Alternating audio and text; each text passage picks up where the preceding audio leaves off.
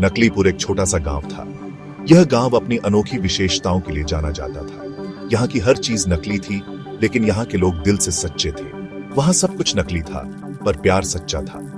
नकलीपुर के लोग एक दूसरे से बहुत प्रेम करते थे और हमेशा एक दूसरे की मदद के लिए तैयार रहते थे। गांव के नेताजी थे पुष्पलाल। पुष्पलाल गांव के सबसे चहेते व्यक्ति थे। वे हमेशा गांव वालों की भलाई के बारे में सोचते थे। पुष्पलाल बहुत ही मजेदार आदमी थे। उनकी हंसी और मजाक से पूरा गांव गूंज उठता था। वे हमेशा खुश रहते और दूसरों को भी खुश रखते। बोलते थे तो लोग हंसते हंसते लोटपोट हो जाते। उनके चुटकुले और कहानियां इतनी मजेदार होती थीं कि लोग उन्हें बार बार सुनना चाहते थे। भाइयों और बहनों, मैं आपका भला चाहता हूं। मैं चाहता हूं कि हमारा गांव हमेशा खुशहाल रहे और हम सब मिलकर इसे और भी बेहतर बनाएं। उनके साथ हमेशा उनका खास सहायक चाटू बाबू रहता। चाटू बाबू हमेशा पुष्पलाल के साथ रहते और उनकी हर बात मानते। वाह नेताजी, क्या बात कही है, आप तो हमारे दिल की बात कह देते हैं। गांव वाले पुष्पलाल को बहुत पसंद करते थे। वे हमेशा पुष्पलाल की बातों को ध्यान से सुनते और उनकी सलाह मानते। उन्हें उनके चुटकुले बहुत पसंद थे। पुष्पलाल के चुटकुले सुनकर लोग अपनी सारी चिंताएं भूल जाते थे और हंसी में खो जाते थे। पुष्पलाल भी जानते थे कि कैसे लोगों को हंसाना है।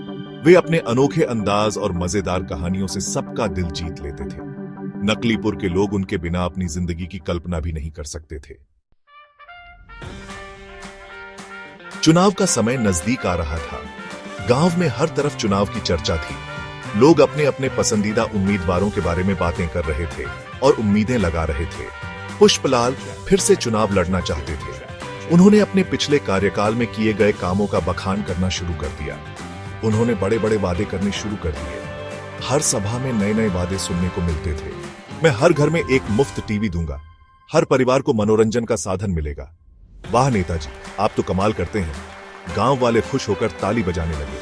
दूसरे दिन उन्होंने कहा, मैं गांव में एक बड़ा सा स्विमिंग पूल बनवाऊंगा। हर कोई गर्मियों में ठंडक का आनंद ले सकेगा।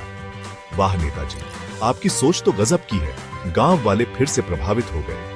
गांव वाले खुश होकर ताली बजाते। हर सभा में नेताजी के वादों की गूंज सुनाई देती थी। उन्हें पता था कि नेताजी के वादे खोखले हैं, लेकिन फिर भी वे सुनते थे। पर फिर भी उन्हें मजा आता था। नेताजी के वादों में एक तरह की मनोरंजन की बात थी। गांव वाले हंसते और मजे लेते। इस बार चुनाव में एक नया उम्मीदवार आ गया। नाम था उसका बबलू भाई। बबलू भाई बहुत ही सीधा और सच्चा आदमी था। मैं झूठे वादे नहीं करता, मैं बस ईमानदारी से काम करूंगा।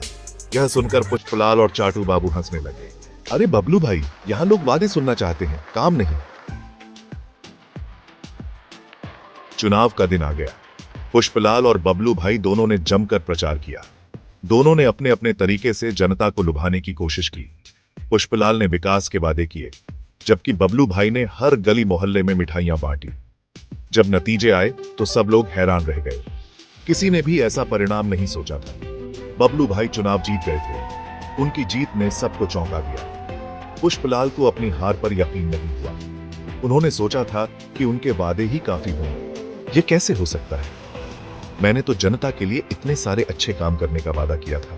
हाँ नेताजी, लेकिन शायद आप रसगुल्ले बांटना भूल गए। जनता को मिठाई बहुत पसंद है।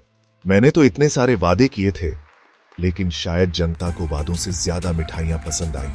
चुनाव का रसगुल्ला वादों से मीठा निकला। नकलीपुर के इस चुनाव ने सबको एक सीख दी। राजनीति में हंसी जरूरी है, लेकिन सिर्फ हंसी काफी नहीं है। लोगों को ऐसे नेता चाहिए जो उन्हें हंसाएं, लेकिन साथ ही साथ उनके लिए काम भी करें। और हां, चुनाव के समय रसगुल्ले बांटना भी कभी-कभी मददगार साबित हो सकता है।